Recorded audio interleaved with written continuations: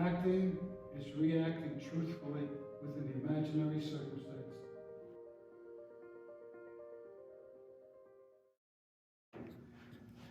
Okay, hello everybody. Once again, my name is Barry Feinstein. I'm the artistic director of Theatrical Mining Company. It's great to be here. And I've been directing for over 40 years now, and I was a student of Lee Strasberg of the Actors Studio. And I wanted to make this video to talk about some of the main aspects of method acting, as it used to be called. But it's acting for reality, to have the full expression and emotion that any character might require. Let's start with talking about theater in general. Why do we have theater? Why do we have art? And I think the main purpose for it all is to entertain the audience.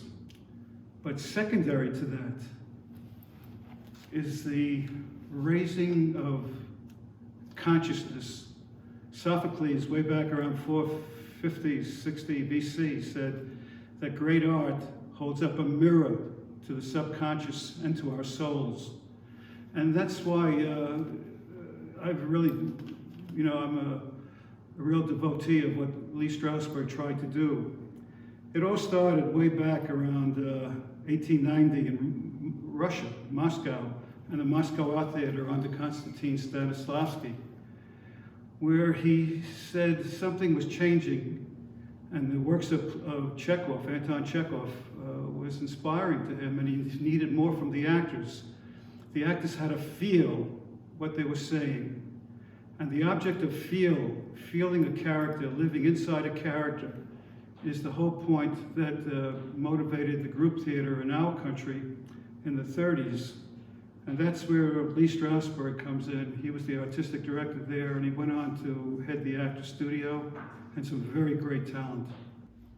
What I'm looking to do here today is I'm putting everything into 6 sessions.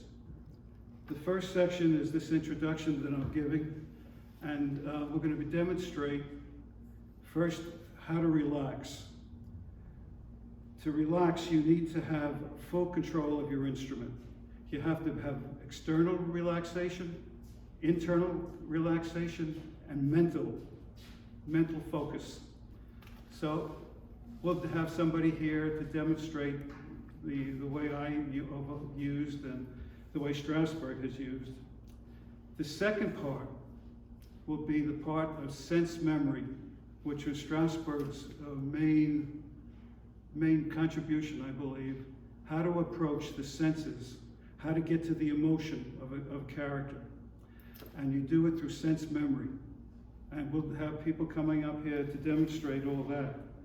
So the third part will be devoted strictly to emotional memory, affective memory, so that you can get into a character, experience what the character is fighting for in the play, and then be able to get in and then walk out.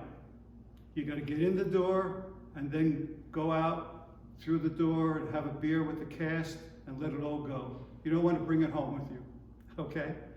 Your wife does not need to see you come home as the character you're portraying. Forget that. Then after that, we're going to get into scene work. We'll have a couple of actors up here, and we'll do, I'm going to mention another name, Sandy Meisner of the Neighborhood Playhouse. He was instrumental in finding ways to explore a reality, not come in knowing everything, but to be organic and find out and discover. An artist can look at a landscape and see it in 5 minutes, but to create that landscape can take years. It's the same thing in a way with acting.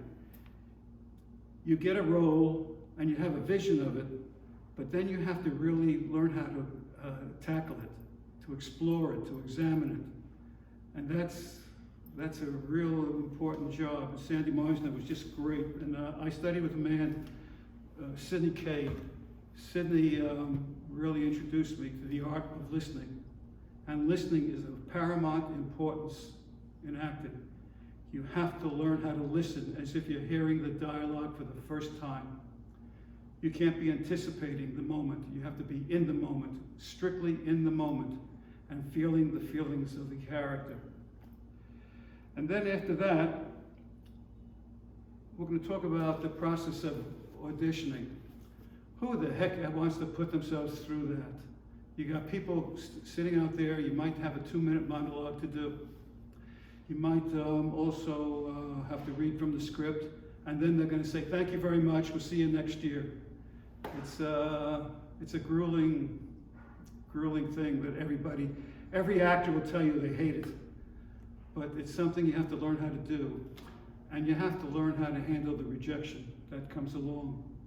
You know, I've been directing well over 100 plays, and I get 3 good reviews, and then 1 rotten review, and I go crazy.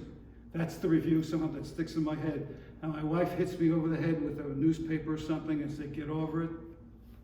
You have to be free of reviews, good and bad, and people's opinions. The only opinion I've learned to really listen to is an opinion of somebody who sees what I'm trying to do and gives me a suggestion how to do it better. We'll get to that later on. And then I want to have a discussion. I'm going to invite 3 or 4 of what I consider to be some of the best talented directors in our community theater environment and get their opinions on what they look for in actors, how they go about working with actors. So, without further ado, let me give you a definition that was given to me. It comes through Sandy Meisner via Sidney Kay, and it's a great way to put it. Acting is reacting truthfully within the imaginary circumstance.